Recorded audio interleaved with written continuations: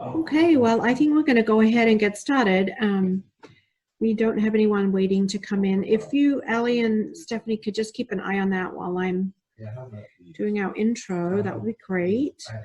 So welcome, everybody. Today's training is creating routines and rhythms to reduce family stress. And of course, we all know that heading into the new school year, there's going to be quite a bit of that. So we hope this is timely for you and your family. Let me get my computer here to work. So today the training is, we're hosting two amazing ladies that are going to talk about these routines and rhythms, but we're bringing this training to you through Central Oregon Disability Support Network, and we are in Central Oregon, and we have 3 other networks in Eastern Oregon. We are part of the Oregon Consortium of Family Networks, and so what brings me to this work is that I have 3 children, and my oldest son, Christian, is 24, and he has a developmental disability.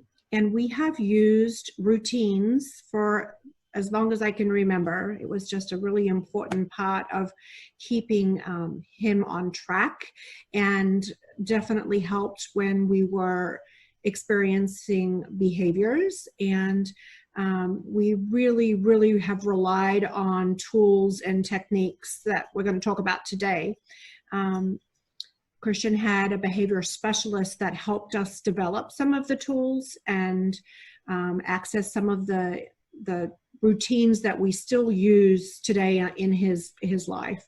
Christian lives outside of our home right now. He's living in adult foster care, and he uses his iPad and his iPhone on a pretty much hourly basis to keep track of his routine and his schedule, and that really helps him stay focused on the job. As you can see there on the PowerPoint slide, he is employed when we're not in COVID with the Moda Center and Providence Park, and he uses a routine there too, and a structure and a schedule. So this is just part of the work that we have participated in as he's grown into an adult.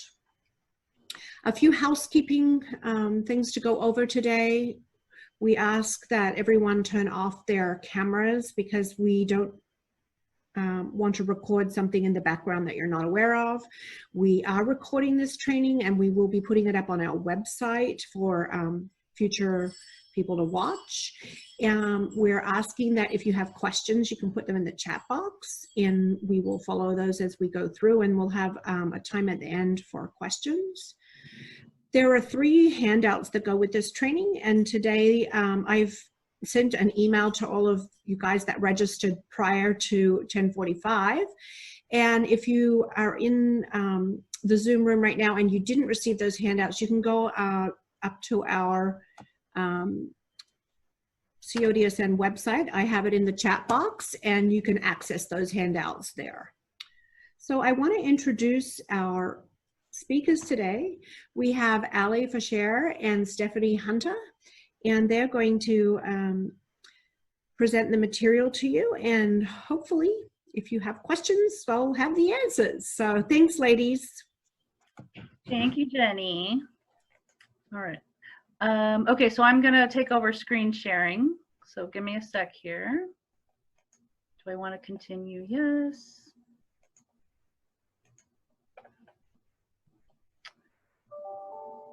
Oh, sorry, I'm getting work emails here. There we go. Okay, can everybody see my screen okay? Okay, great.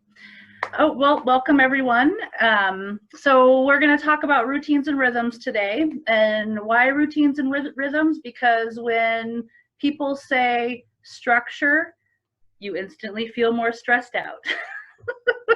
So we're not going to use the S word today. We're going to talk about routines and rhythms. So, you know, but the other part of that too is familiar routines are very calming, and it's actually when our nervous systems are the most receptive to new learning. So building, you have to learn a familiar routine for it to become familiar. So that practice and repetition and learning that becomes a very calming thing. So you're like, it's predictable. I know what to expect. Rhythms are, our whole family system, our home system. It allows all of us to flow together. And when we have a flow, we feel safe when there's confusion and change. We can learn how to wait. We can handle disappointment. All the curveballs of life are more manageable when we have that comfort of routines and predictable rhythms. So we're going to talk a little bit more about that. So one of the handouts that you guys got is very similar to this. You got a little bit of a fancier version of this, but this is really the breakdown. So in my work doing behavior support with families, foster providers, and also residential homes, work programs, this is one of my #1 tools that I use. We're looking at a routine day, because when you are, in that role of supporting your child, the person you support, you become, just part of that routine. And sometimes we're missing opportunities to teach skills because we don't know where those opportunities are. We're missing opportunities to take care of ourselves because it doesn't even feel possible. So, a disclaimer is, I don't want this to like, oh, just do this and oh, your problems will be solved and stress will be melted away. This is really hard work to do this, but it does pay off, and it really just kind of helps you to organize your thinking around looking at a typical day. So why I say typical routine, it doesn't have to be your best day or your worst day. It is the most typical day. And you're looking at from, whatever morning looks like to whatever, going to bed looks like. What does a typical day look like right now? Don't get overwhelmed in the details of that. You're just kind of write your flow. Because then over here, under support needs and difficulties, you're going to look at that for what am I doing to help this day go well, or what parts of the day are more or less difficult. And that is just looking at how hard you're working, or when you are able to go take 5. It's just really helpful. It identifies where the person is lacking information or skills, and knowing what's happening when the day is going well, when most of the day is rough, to be able to kind of see, oh, this part of the day is where we're least likely to have trouble, can give you a lot of clues as to what supports might be needed in those more difficult parts of the day. So I threw together, a example person. So this is Anne, and so we're just looking at her kind of morning through lunch routine. And so Anne wakes up at 6 a.m., which is pretty early. Some of them you're like, oh, really? I'm up at 5:30. Good. I'm nocturnal, so I don't get that. But but Anne is waking up at 6, and at least for this parent, that's a little too early. But she can put on a movie and get about 30 more minutes. So Anne's sitting at the foot of her bed. She's got a movie on. I can close my eyes and Anne will be safe. She takes medications with breakfast because she needs to have her medication with food. Her brother wakes up around 7:30, and this is a good time for him to wake up, because if he gets up before mom is finished getting Anne ready, there's going to be conflict. Recognizing that there's one of our areas of where flow gets disrupted. Anne finishes the movie while I help her brother. One of the bumpy parts of this schedule is Anne's going to demand another movie or her tablet. She's going to start screaming. Her brother's going to start yelling, and this can become a lovely scene of sibling rivalry that gets physical.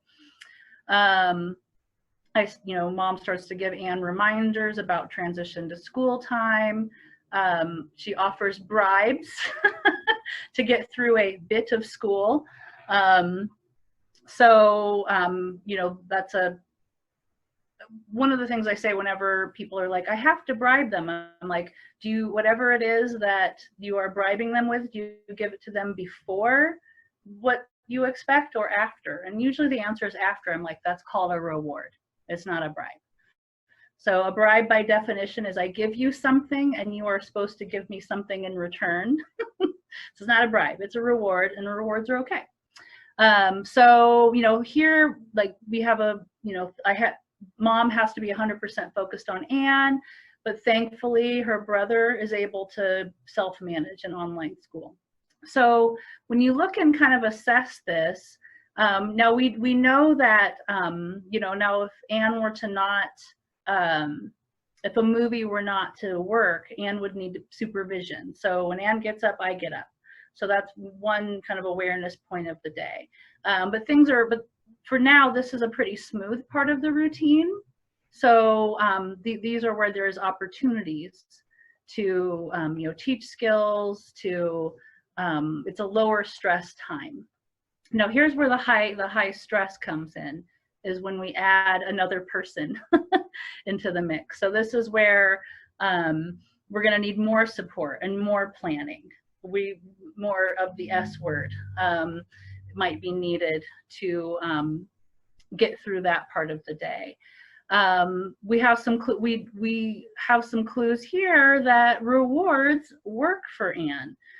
So there's, we can use motivators at certain parts of the day as needed to help get through some of the bumpy parts of the day.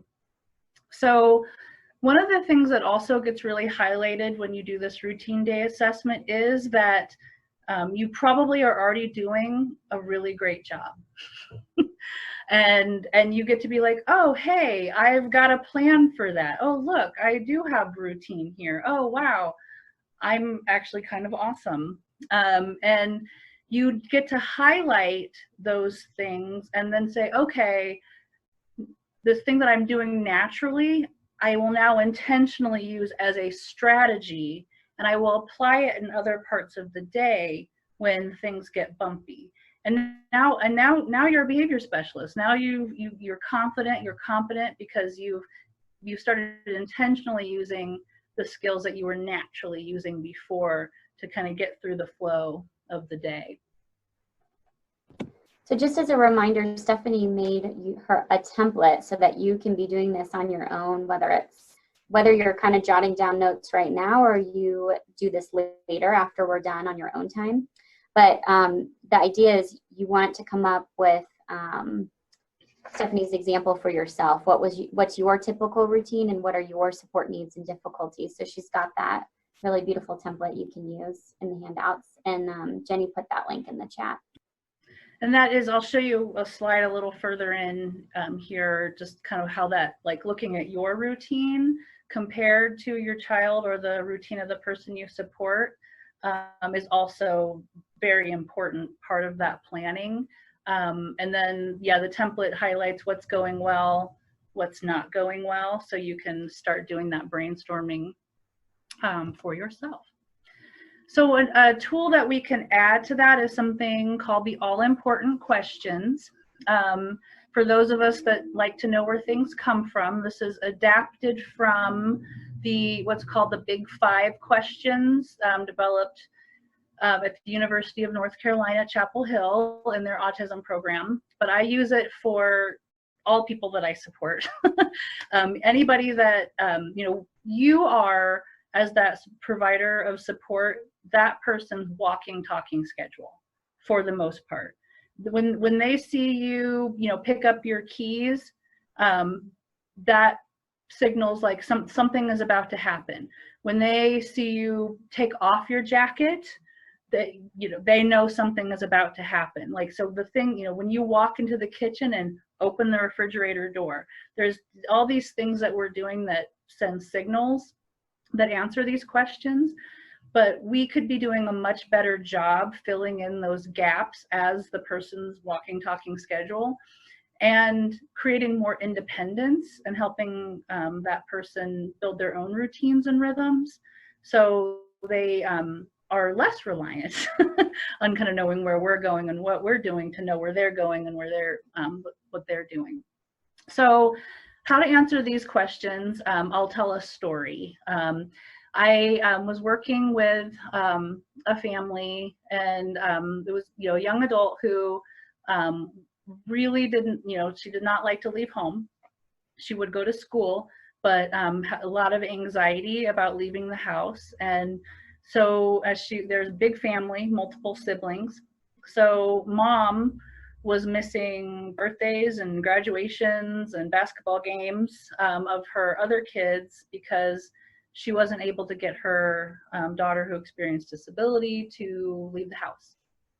So she was not a reader, but if you could go over a routine with her verbally with some images, and she could hold on to that information, and it would help calm her. So I just gave them some all important question blank pieces of paper, and we sat down and would answer the questions with her, and then just draw little pictures to kind of go along with it. So she had a visual, even though she wasn't a reader.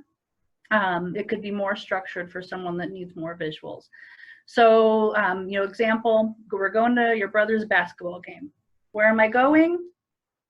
We're going to go to the high school and watch your brother play basketball. Who will be with me? I will be with you the whole time. What am I doing? You're going to sit next to me. You're going to play on your iPod.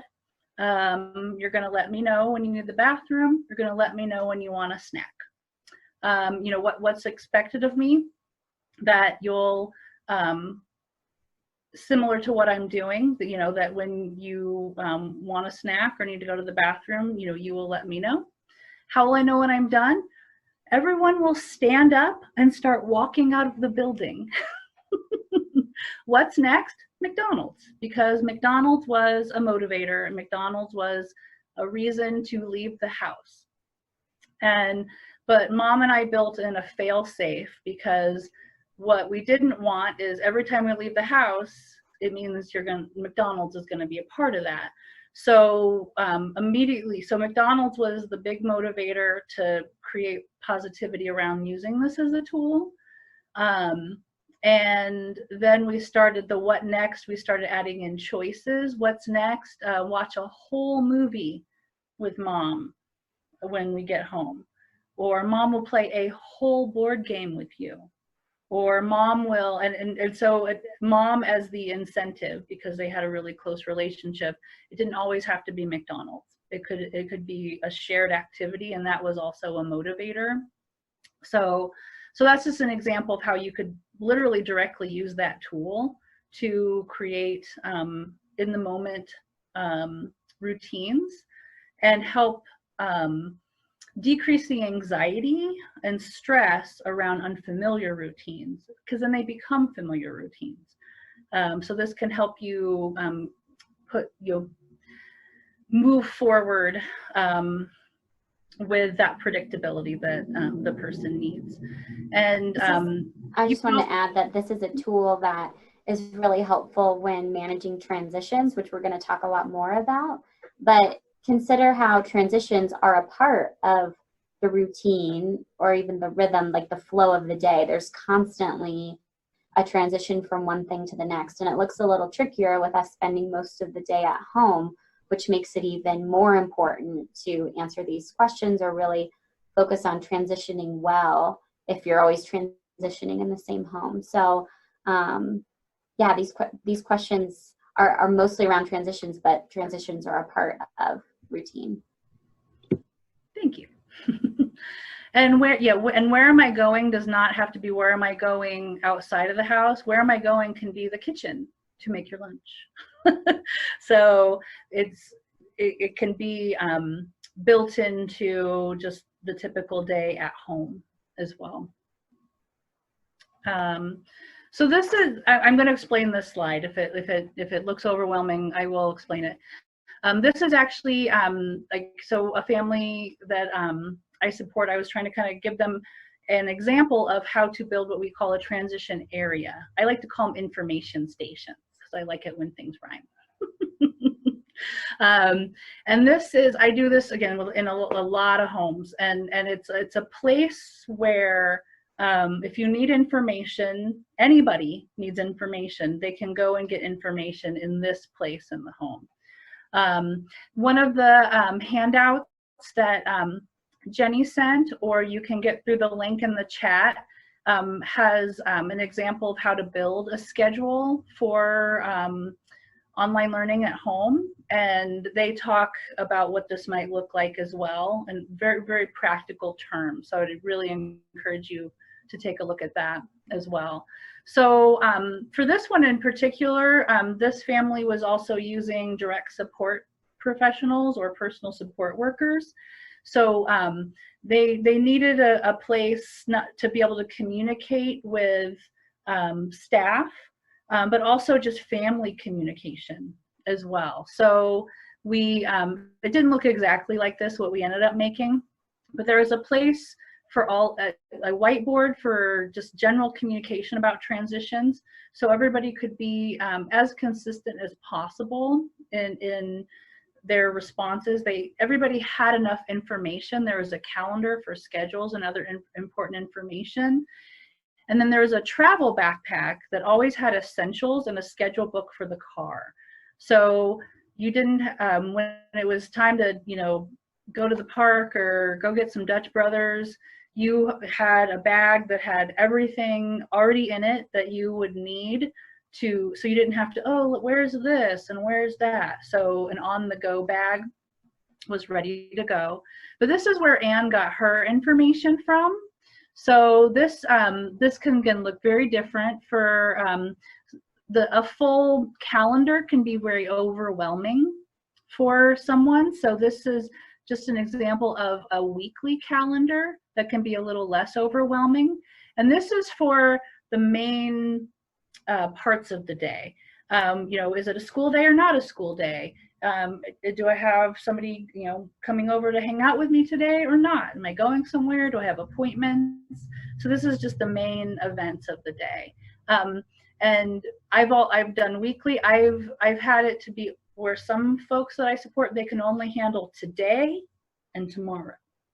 And that is as much information as they can handle about what their transitions are going to look like from one day to the next. Sometimes it's just, what does today look like? But if someone can see a whole month, my foster son, we have a whole month dry erase calendar up.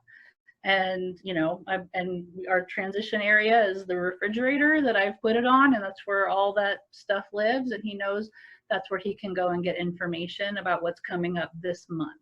And that works for him. And he likes to write stuff on there too, as well. So he's getting involved in making his own schedule. And Jenny had, you know, added about her son who uses his iPhone to keep his appointments and know where he's going and what he's doing. So that you know, technology is also a great tool. So this is, you know, a daily schedule. This is just like a top to bottom picture schedule. I'm a huge fan of dry erase boards, even for folks that are not readers, because most dry erase boards are magnetic. So you could still you can write the words, and then still you can make images out of magazines, Google image search, you can cut things off of boxes. It doesn't have to be a fancy computer program that makes you, you know, from a symbol library. It can be the structure that you make. So but I like dry erase boards because you can have the word, you can stick the image on there either on Velcro or magnet. It goes along with it too. But it helps to show, oh, look, we had a change, but that's okay. We can just erase it and put the new thing in there. We've got this. So it can really help with change in the schedule. And And then choices are important. So this is an example of a choice wheel, but again, choices can be displayed in any way. So this gives her, we build choice into the schedule. So what do breaks look like? You know, do you want to be watching a movie on your break? Do you want to be, you know, doing a craft on your break, playing outside? What does that look like? But also, it can be a redirection tool when you're seeing signs of stress. Hey, it looks like you could use a break. What would you like to do? So using that transition area to show choices. And then here is just like, there's going to be, I call them fixed routines. So these are visual supports or lists that live in the place where that happens. So in the bathroom, if this is a support that someone needs, you know, what does that bathroom routine look like? What does that kitchen routine look like? What does that sleep routine look like? And it might be in the room where it happens versus in the transition area. I think, Stephanie, this slide is really a great example of what we mean by rhythm too, because like if you're going to have a calendar in your home with pictures to choose from for writing the schedule, like, you know, we brush teeth is one picture, eating breakfast is another picture, playing outside is another picture. Like if you have a stack of 20 pictures to choose from, that you're holding then your rhythm. Your family is involved in similar activities on a daily basis, and they may not always happen in the same order, or there might be a variety from day to day, but the fact that like you have the same set of pictures together as a family, that kind of really shows what we mean by rhythm, where maybe it's not totally structured, everything's happening at the same time every day, but your family has a rhythm that follows. Absolutely. So, yeah, I really like how the pictures really illustrate that. This is, you know, kind of piggybacking on what Allie's saying. This is an example of, I call them side-by-side schedules. And this is when the person, you know, your child person you support really needs to know where you are and what you are doing. This can be expanded to include other people in the home. So it feels fair. Hey, everybody's got a posted routine and rhythm. But this is, you know, this is an example using our example person. I use this in real life with a family, you know, mom, you know, she was a runner, which is like amazing to me. People that run are, that's very cool. I don't run. That was her stress reliever, and mom needed to run. But whenever she would try to leave the house to go on a run, it became, you know, like a very, very big conflict, including aggression. So we did a side-by-side schedule for him, and that worked really well because he could see on his schedule what he was doing while mom was on her run, and that when mom was back from her run, they came back together in the schedule.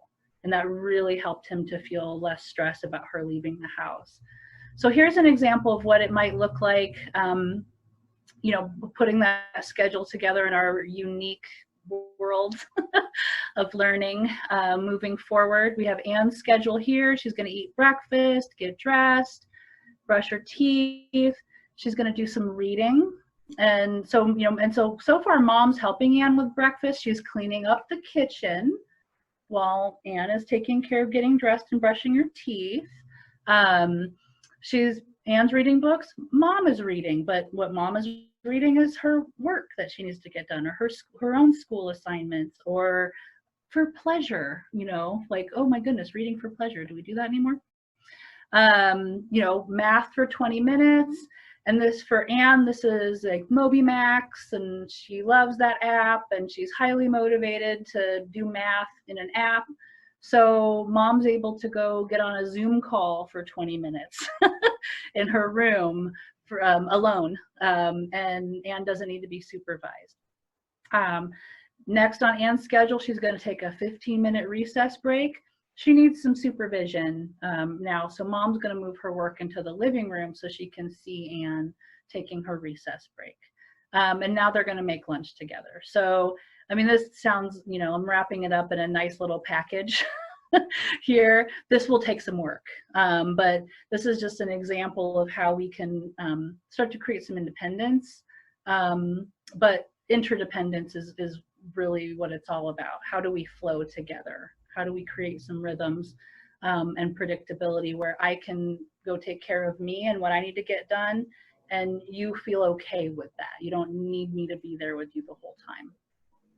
And this really highlights, we go back to the, like what Stephanie was talking about before with the, when you do your own schedule and you identify what are your support needs and difficulties, and then strengths too, like looking at Anne's example, you know, what if mom, in the original version, mom was hovering over Anne while she was getting dressed and brushing her teeth?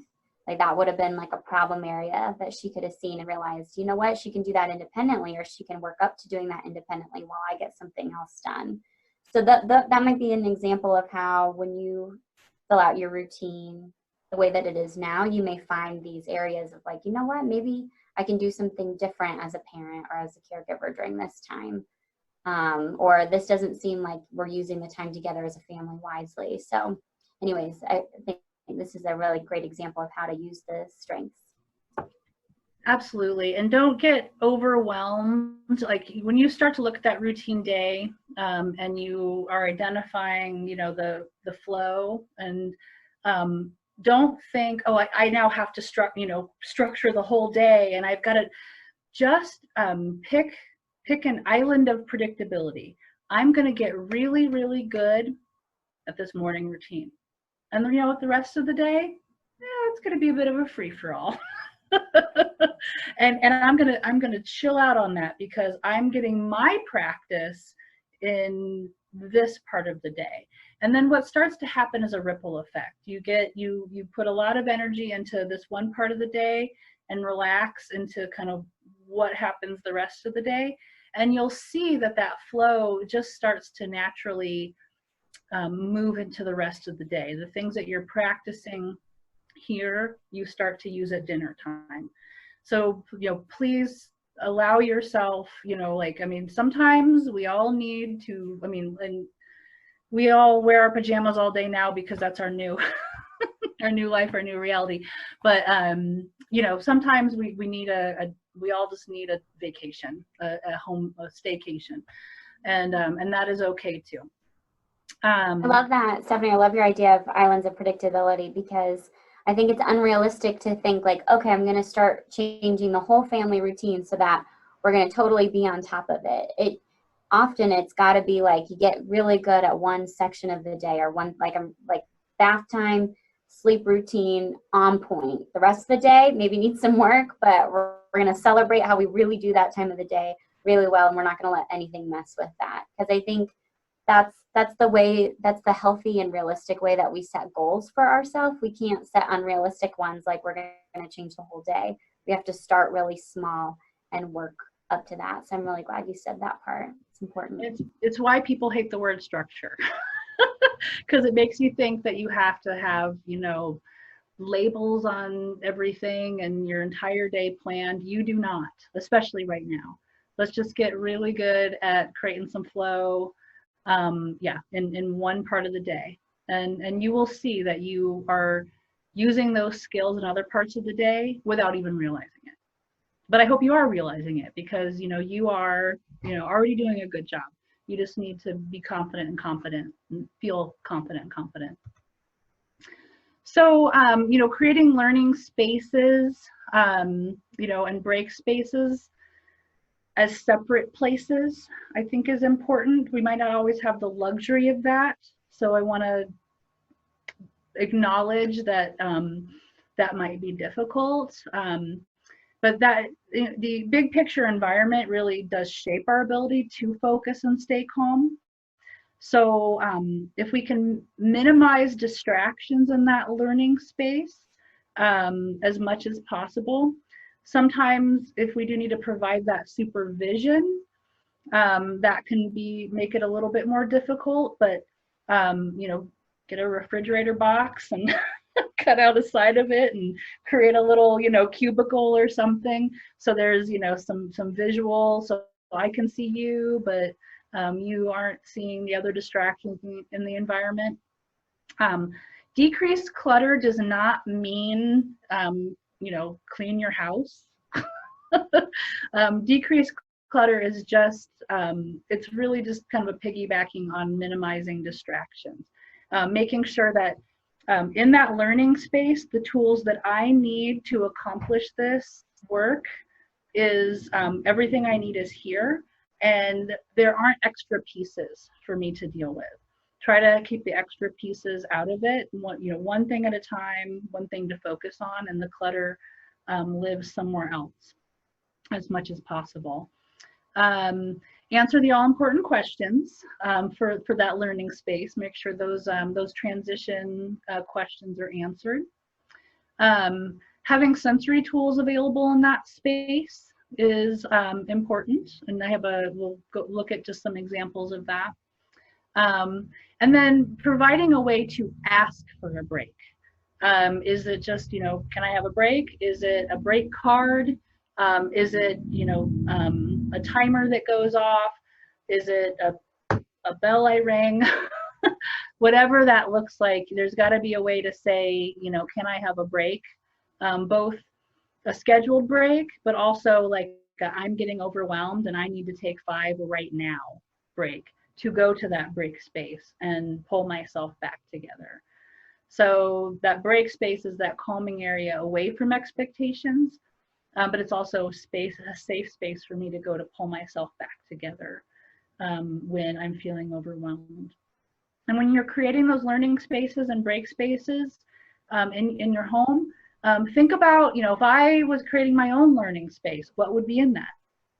And then look through your, and then work with, alongside, your child or the person you support to create that. And also that break space, what does your break space look like? And help them have that as well. Anything you want to add here? Oh, Allie, you're going to talk about rituals around transitions.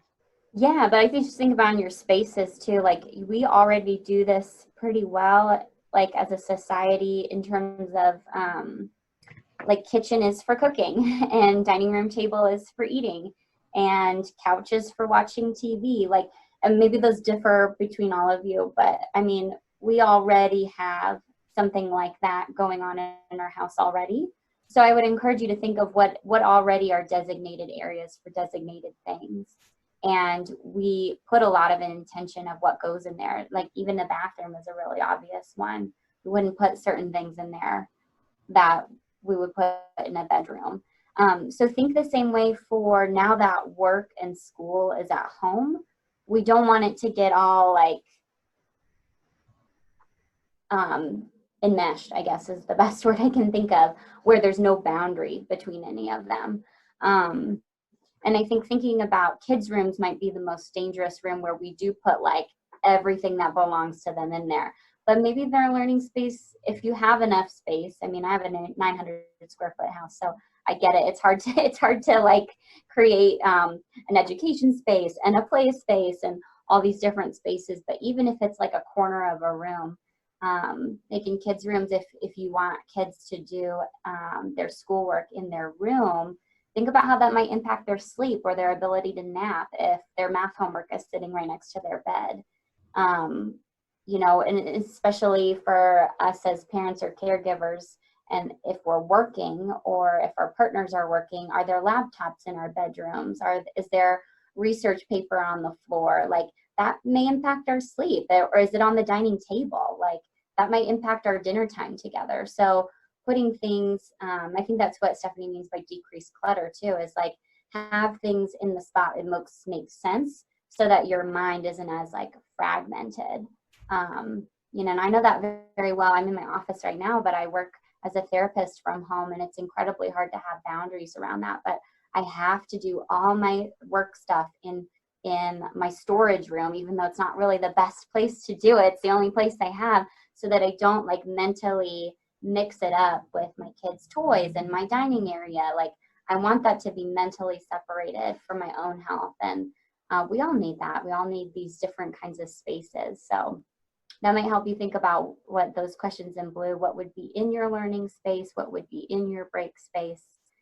But anywho, I wanted to talk about rituals, that last bullet under learning space. So rituals are really important things to get good at when we're transitioning. Rituals, it's like a really broad term, but I want to give you some examples of what I mean. I help a lot of families who are in family therapy with me develop these around, like, you could have rituals around grief, letting go of losses. You could have rituals around celebrating holidays or celebrating successes together. You know, like every time someone does something good in school, we light a candle and sing the I love you song. Like, I don't know what it is, but like having a ritual like that can help bring family together and help create this life rhythm, a seasonal rhythm. So anyhow, rituals around transitioning day to day. A couple examples are, like Stephanie brought up the example when someone was having a hard time transitioning between caregivers. Like maybe the person was spending time with mom, but now needs to spend time with their personal support worker or another direct support person. I had helped one family develop like a secret handshake that always happened when they left each other, or like a certain fist bump or elbow bump that said like, okay, goodbye, I'll see you in a bit. Or one person wore a bracelet when she was with her personal support worker and took it off when she got home. So it was like a visual reminder of this transition or something different. A ritual really means like marking the occasion as different. And the more we can help kids and people, all of us in our family, mark the transition or mark the occasion with something visual, something sensory, it helps us transition better. So anyhow, I wanted to throw that out there as a really important part of daily life. And sometimes what a transition object can also be something that tells you what's next as well. So when it's time to brush your teeth, I hand you your toothbrush. So it can give you information about what's next as well. Yeah. It's like making more obvious the already ritual, like Stephanie was talking about, when I grab my keys, that means we're going somewhere. You know, making it a ritual might make it even more obvious if every time we leave, we do something like we jump up and down, or we, you know, sing our favorite song. It helps it really solidify and helps kind of make space for the next thing. So I did want to, I told Stephanie, like, we should really put something in about sleep, since, you know, we're living and working and schooling and everything is in the same environment. And I bet a lot of everyone's sleep has been impacted negatively because of it. And so this is kind of like the word structure. Most people are like, oh, sleep hygiene, don't tell me these things, because we don't want to hear these things. And myself included, I don't like these rules. I didn't come up with them. They are based in research. I just wanted to present so that you have the information. These are the things that really help us sleep well. So when it gets to the end of the day, limiting screen time 2 hours before bed. I know, 2 hours. That means like no phone, no iPad, no TV. I don't practice this personally, but I should. It's super hard because a lot of screen time is wind down time. And people will tell me, oh, well, screen time makes my eyes tired and it helps me fall asleep when I play Candy Crush in bed. Like, that's cool. It makes your eyelids tired, but your brain, your executive functioning part of your brain is like lighting up like fireworks. Like, woo, we're learning things and we're getting things done. And that part of your brain, when you close your eyes, doesn't shut off. So you may fall asleep faster, but you're going to be waking up more frequently because your brain is still stimulated. It's the same as if you eat food right before bed. This part of your brain sends signals to your stomach to digest the food. So if you eat a bowl of ice cream like I do before bed, your stomach and your brain are communicating. And so your brain is still really active when you're sleeping, which means you're going to have a less restful time sleeping. So anyways, things to keep in mind. It's not pretty. This is the bed only for sleep is another one of those like space kind of limitations and boundaries, making sure that we're not working on our laptops on our bed, or even reading a book, or like scrolling Instagram in bed. Any of that kind of activity that's not sleep related sends this message to our bodies that, oh, we can do other things in bed, and bed is for work, and looking at my friends on social media. We want to train our brains and bodies that bed is for sleep, so that when we get into bed, that becomes a ritual for us where we fall asleep and have restful sleep better. So having a calm environment, calm room, no screens, no exciting pictures on the wall, like things that are very calming. Think about that for kids' rooms. I mean, kids don't get to decorate the rest of the house, but sometimes they get to decorate their own room. And maybe there's something that they really, really love, a poster of something that's like super cool. But you know what? That might be impacting their sleep if they get to look at it all the time in their bedroom when they're trying to fall asleep. So just keeping that in mind.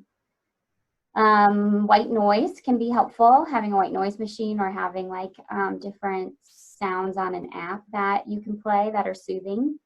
Having blackout curtains to keep circadian rhythm moving, especially during the summertime when it gets like really light at night and really light in the morning. Having blackout curtains helps. And this one I don't follow either. I don't like it, but same time to bed, same time to rise is a really good way of creating more restful sleep. So even on the weekends when you could sleep in, still getting up at the same time, even if you're not tired, trying to go to bed at the same time every night.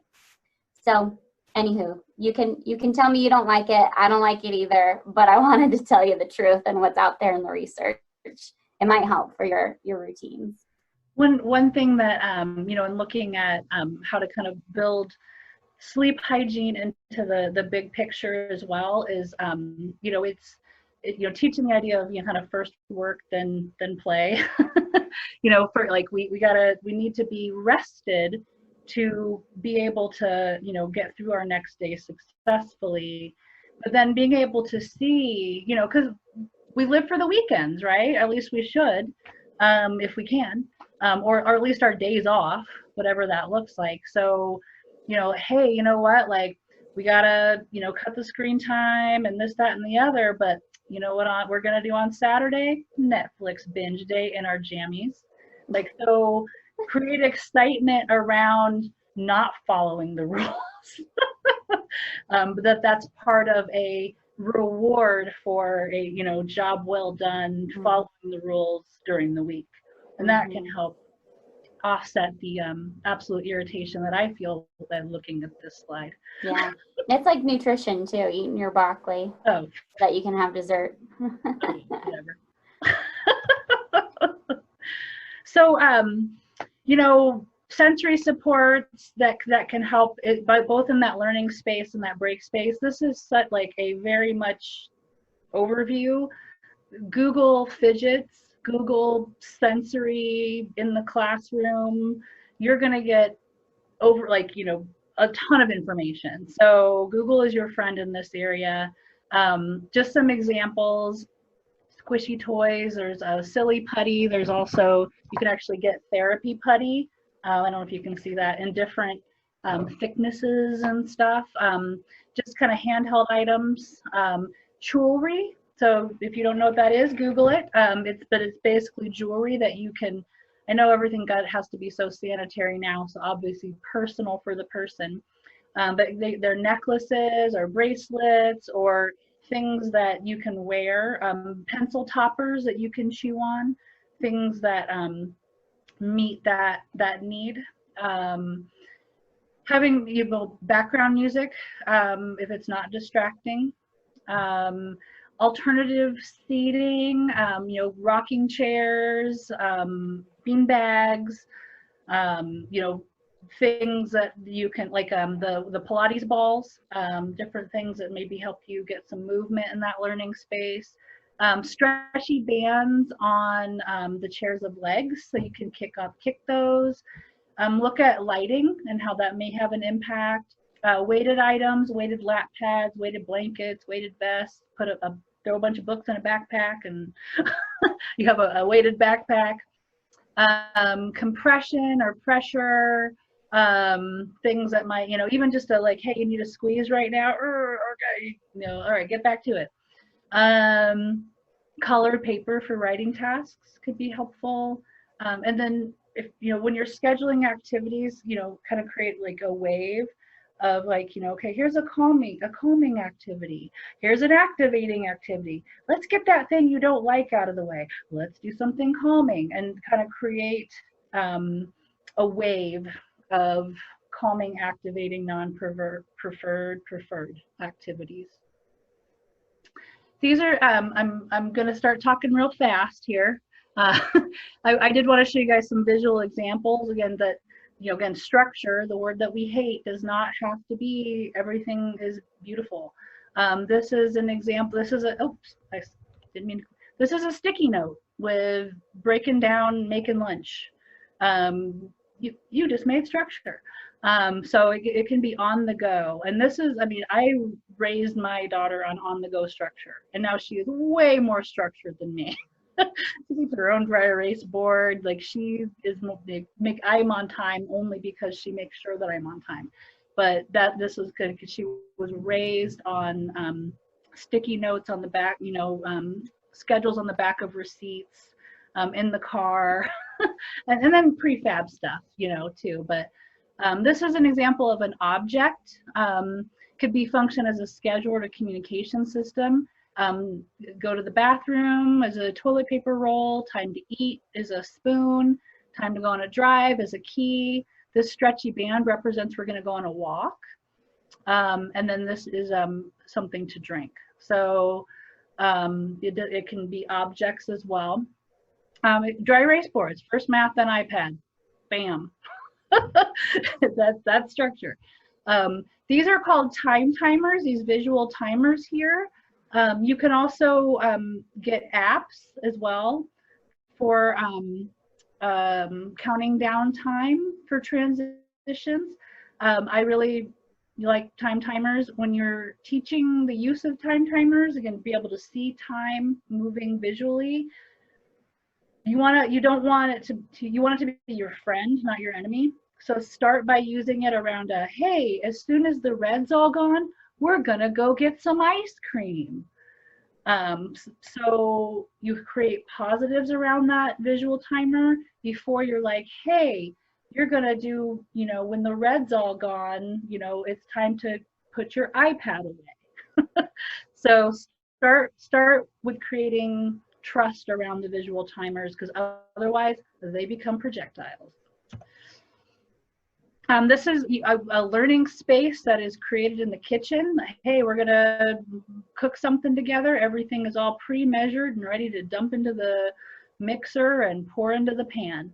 Eventually you can break that out into, hey, I'm gonna teach you how to measure this, and we're gonna have our tools available. There's no clutter here. Only what we need to do this task is in the learning space.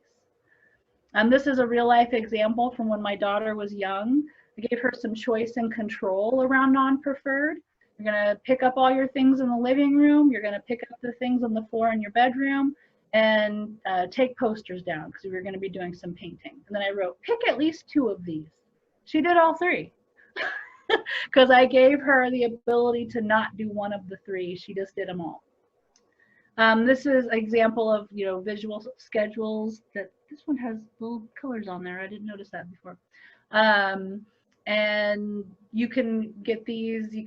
There's programs. There's due to learn.com, learn.com, where you can get pictures. You can your school program, if will give you lots of pictures if you ask them to make you some of these prefab things.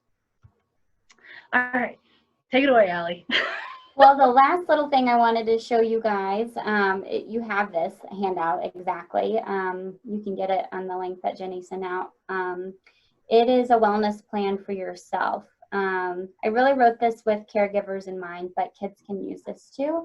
And it just is something that goes along with all of those sensory ideas Stephanie gave on how to make things easier on hard days, how to help cope with the non-preferred stressful things. And so managing your own wellness is a totally important part of your rhythm.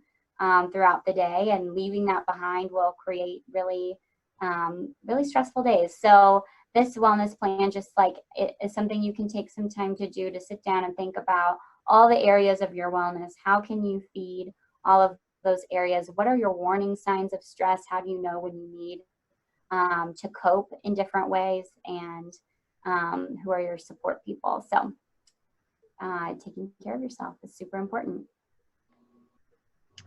So we, I mean, and I am happy to continue to take questions. I know we jammed a lot of information into a short period of time. And if you are really like have some questions individualized about how do I do this? What does this look like for me? And you know, my child or the person I support, here is our email. So if you want to take a screenshot of that, please reach out to us with your questions, and we will do the best we can to answer them.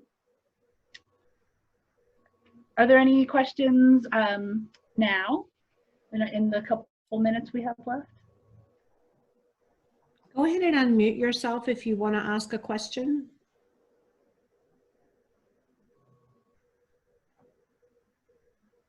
If you wanted to ask a private question, you could put it in the chat.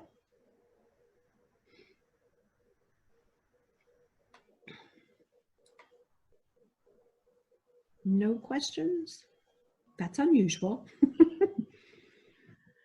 And please don't be shy to reach out to us. We want to do what we can to help everybody get through this unique time we're living in.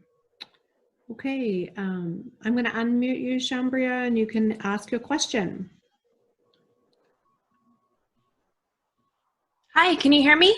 Yeah. Yes. Okay, so I have a teen on the autism spectrum, and I was thinking about relinquishing his tablet at bedtime is such a great idea, but there's now a negative connotation associated with relinquishing the tablet just based on a lot of negative ways in the past that it's been done in school and probably home too.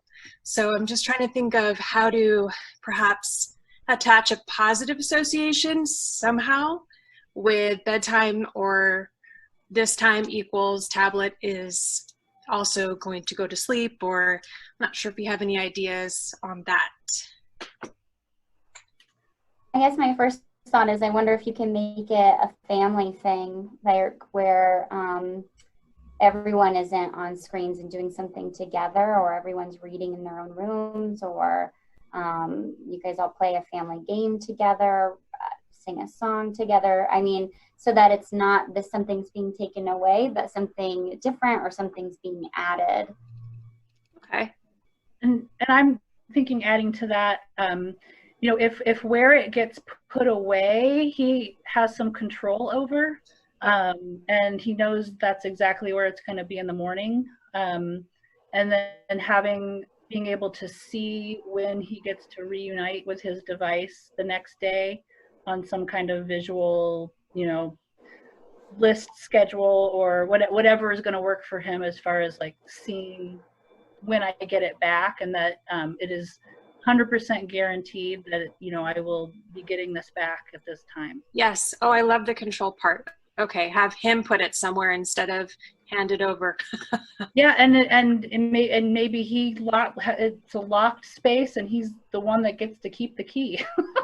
Sure. Oh, okay. Thank you. Unless he's gonna, you know, sneak it in the middle of the night, and then you might need to think about that. But Oh, geez, it's like you know him. Yes. Thank you. Those are great ideas. I appreciate it. This is Callie, and I actually had another maybe idea of something that kind of helped us with the tablet thing at night too recently, was we kind of set up a charging station in our media room that's not in anyone's bedroom, and all of the devices are charged there, not just one of them. So at the end of the night, everybody has to go put their stuff there to charge. That's our laptops, that's brother's tablet, that's Mia's tablet, everybody's stuff is in the charging station.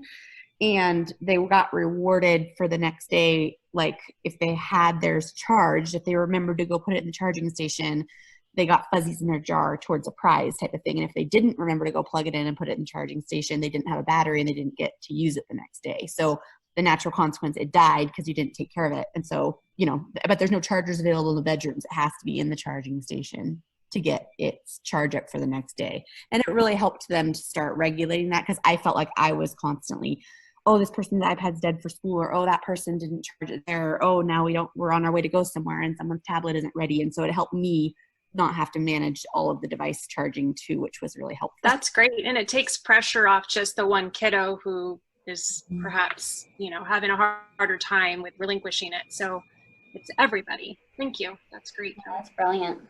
Callie, I wanted to, you know, that exemplifies what I was saying in the very beginning, that, you know, we're already doing a really good job and it's intentionally doing that. Like what you just said is something that I actually write into behavior plans, that when there are difficulties and it can get very unpleasant around those device challenges, where there's a charging station that where, you know, and chargers only live in the charging station. Mm-hmm. So then there's no power struggles around the devices, because if you know, your child has that tablet and they're not following that boundary, well, yeah, eventually that battery is going to run out.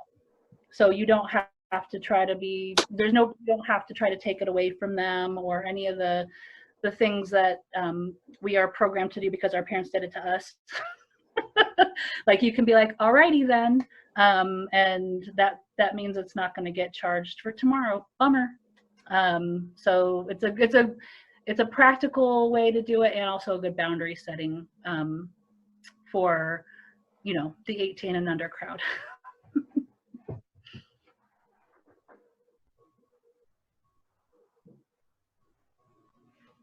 Any more questions? We had another question.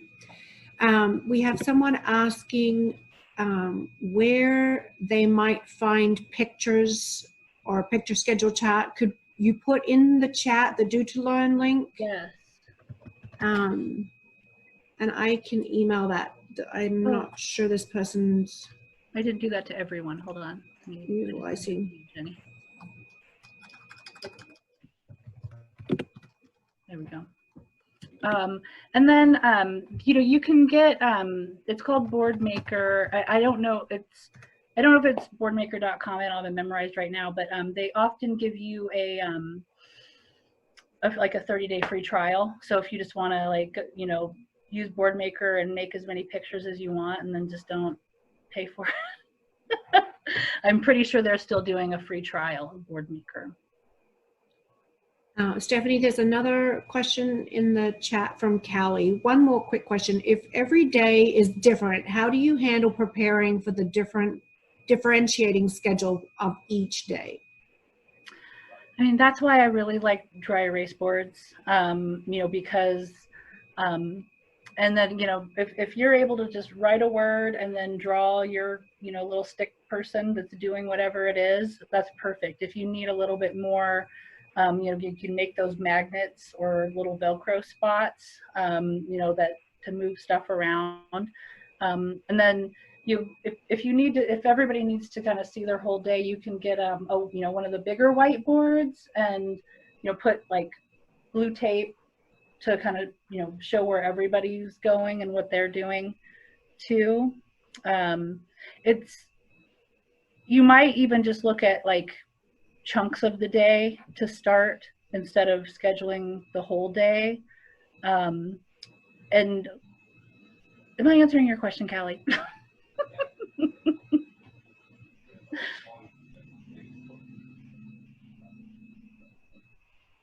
Sorry, I was trying to find the mute button. Yes, that's helping. I'm just trying to wrap my mind around. There's a lot of shuffling in and out, like those seeing our private tutor and going here and there. And so I'm trying to kind of preemptively figure out how to make that smoother, where I'm not just, oh crud, I forgot we had speech therapy at 11 today, not your normal class meeting at 11, and you know, like, yeah, get on it. So that's helpful. Yeah, having, you know, I mean, that's, yeah, multiple schedules for, like, you know, many people. That is, if you are able to invest in that larger transition area. Yes, where information lives. Something like that. That's a great idea. I love that. And thank you, Cambria. I'm not sure if I'm saying your name right. Thank you for that suggestion in the chat too. I love that idea. Yeah, I honestly, I mean, I have access to all these visual support programs, but I just use PowerPoint and Google or Bing. Bing, you can actually, bing.com, I get some of my better images from there. And then because then in PowerPoint, you can use a Word doc too, but in PowerPoint, it's just so much easier to resize stuff. It is in Word, and you can move it around on the page. So that's how I use it.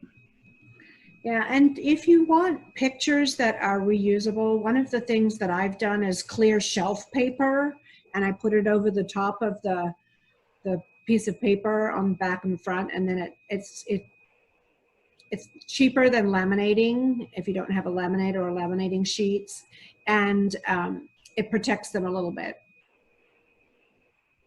And and I don't know what, for our kids that have IEPs, but like they need to be making you, they need to make these for you. Mm-hmm. Demand it. Get CODSN to help you.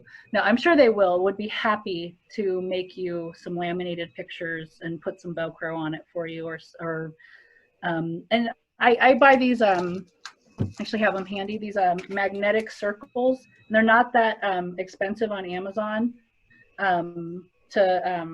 They're like the size of like a dime or a penny that you can put on the back of images too, for your refrigerator or your whiteboard. Okay, well, it's 1:08, so I think we're going to wrap it up. If you have any other questions, you can certainly reach out to Allie or Stephanie. Their information is still up, I believe, on the screen. And I will be sending out an email at the end of today that has a survey in it. If you wouldn't mind filling out the survey, that just helps us with funding. And I will put Allie and Stephanie's email in that as well. All right, so everyone, really appreciate you spending your lunch hour with us. And thanks, Allie and Stephanie. That was great information. Very helpful. Thanks, everyone. Hi, everyone. Thanks for joining us. Thank you.